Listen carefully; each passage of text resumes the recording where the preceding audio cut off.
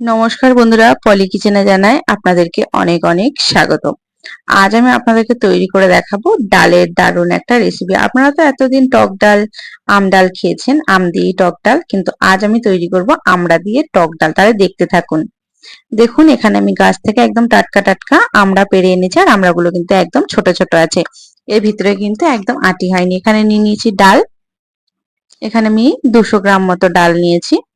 আর এই যে আমড়াগুলো কিন্তু আমি একদম খোসাগুলো পাতলা আছে, এর খোসাটা আমি ছুরি দিয়ে এরকম চেঁচে চেঁচে সবগুলোর আমি খোসা তুলে নেব। এখানে আমি প্রায় 10-12টা মতো আমড়া নিয়ে নিয়েছি। আর এইরকম কিন্তু ঘরোয়া গাছের আমড়া কিন্তু বেশ টক হয়। এটা কিন্তু বিলাতি আমড়া নয়। দেখুন, এর ভিতরের শিরাটা দেখেই বুঝতে পারছেন, কিংবা এর আঁটিটা দেখেই বুঝতে পারছেন যে এটা বিলাতি আমড়া নয়, এটা কিন্তু এমনি দেশি যে আমড়াগুলো হয় সেই আমড়া। এবারে এটা আমি মাঝখান থেকে ফাঁক করে নিয়েছি।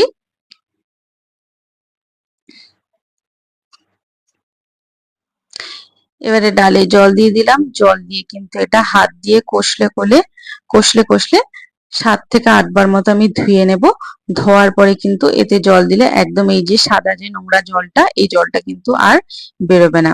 এখানে ডালটা আরো একটু ভালোভাবে ধুয়ে নেব। ডালটা কিন্তু ভালোভাবে ধুয়ে নিয়েছি। দেখুন, যতই কিন্তু ডাল ধুবেন ডালের ভিতরে কিন্তু এরকম সাদা জল বেরোবে। এই জলটা ছেঁকে নেওয়ার পরে আমি আর এটা ধোবো না। তারপরে এটাকে আমি জল ফুটন্ত গরম জলের ভিতরে এই ডালটাকে দিয়ে দেবো, দিয়ে ডালটাকে সিদ্ধ করে আমি নেব।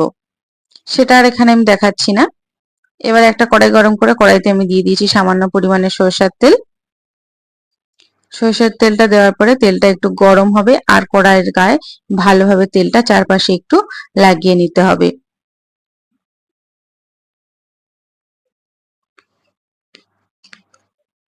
আর এই রকম বাড়ির গাছ থেকে আমড়া তুলে যদি আমড়া দিয়ে টক ডাল রান্না করেন, এটা কিন্তু আম ডালকেও হার মানিয়ে দেবে। এই আমড়ার কিন্তু টক মিষ্টি ডালটা কিন্তু খেতে দারুণ লাগবে। এবারে আমি 3টে শুকনো লঙ্কা নিয়ে হাত দিয়ে ছিঁড়ে কিন্তু এই তেলের ভিতরে দিয়ে এটা লাল করে ভেজে নেব। এরপরে এতে আমি দিয়ে দেব 5 ফোড়ন। 5 ফোড়নে কিন্তু বেশি পরিমাণে রাঁধুনি থাকে না, আমি এক্সট্রা রাঁধুনি আর দিয়ে দিয়েছি শস্য। দিয়ে দিলাম তেজপাতা। দেওয়ার পরে সমস্ত উপকরণ ভালোভাবে একটু নেড়ে নিতে হবে। রাঁধুনিটা দিলে কিন্তু গন্ধটা খুব সুন্দর হয় ডালের। এবারে কেটে রাখা আমি আমড়াগুলোকে দিয়ে একটু ভালোভাবে নেড়ে চেড়ে একটু কষিয়ে নেব। আর যেহেতু একদম নরম আমড়া, এইরকম কিন্তু কষাতে কষাতেই এটা সিদ্ধ হয়ে যায়, বেশি সময়ও লাগে না। ডালটা সিদ্ধ হয়ে গেলে জাস্ট দিয়ে একটু ফুটে উঠলেই নামিয়ে নেওয়া যায়। এবারে আমি দিয়ে দিলাম সামান্য হলুদ। এবারে দিয়ে দেবো সামান্য পরিমাণে লবণ।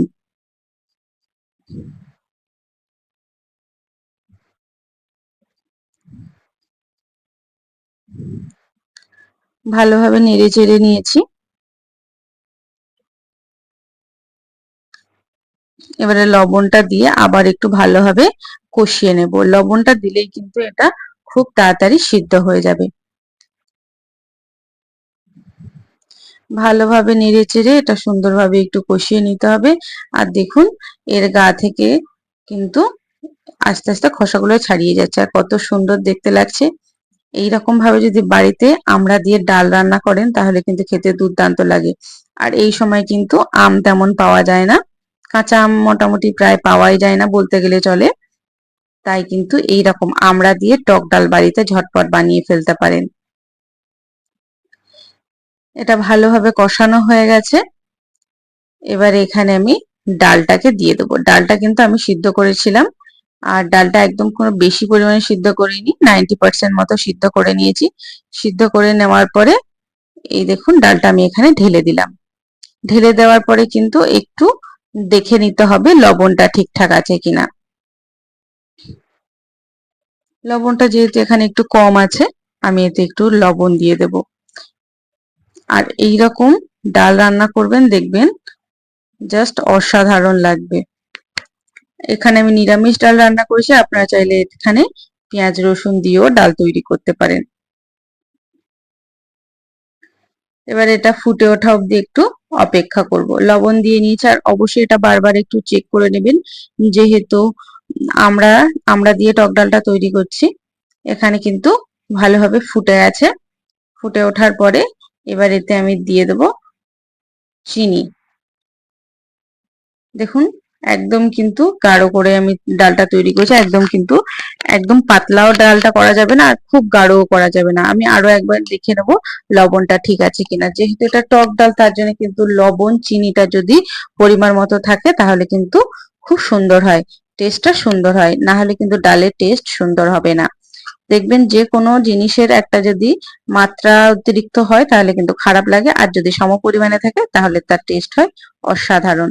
এবার এতে আমি দিয়ে দেবো 1.5 চামচ মতো চিনি। যেহেতু অনেকটাই আমি আমরা দিয়েছি তার জন্য এখানে 1.5 চামচ মতো চিনি দিয়ে দেবো। চিনি দিয়ে আরো আমি 15 থেকে 20 সেকেন্ড মতো এটাকে ভালোভাবে ফুটিয়ে নেব, যত সময় না চিনিটা গলে যাচ্ছে। দিয়ে আবার একটু ভালোভাবে নাড়িয়ে নেব। তারপরে ফুটে উঠলেই এটাকে একটা পাত্রে নামিয়ে নেব। দেখে বুঝতে পারছেন ডালের গাঢ়ত্বটা কেমন হয়েছে।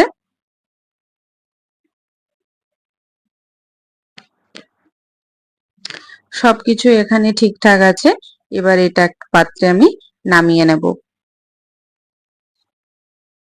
দেখুন আমরা দিয়ে এই টক মিষ্টি ঝাল ডালটা আমি নামিয়ে নিয়েছি। আর ঠিক কতটা সুন্দর দেখতে লাগছে, আমড়াগুলো কিন্তু একদম গলে গেছে। দেখেই বোঝা যাচ্ছে আমরা কিন্তু একদম সম্পূর্ণ গলে গেছে। রেসিপিটা কেমন লাগলো বন্ধুরা অবশ্যই কিন্তু কমেন্ট করে জানাতে ভুলবেন না। আর এইরকম অবশ্যই বাড়িতে ডাল তৈরি করবেন, দেখবেন খেতে কিন্তু খুবই ভালো লাগে।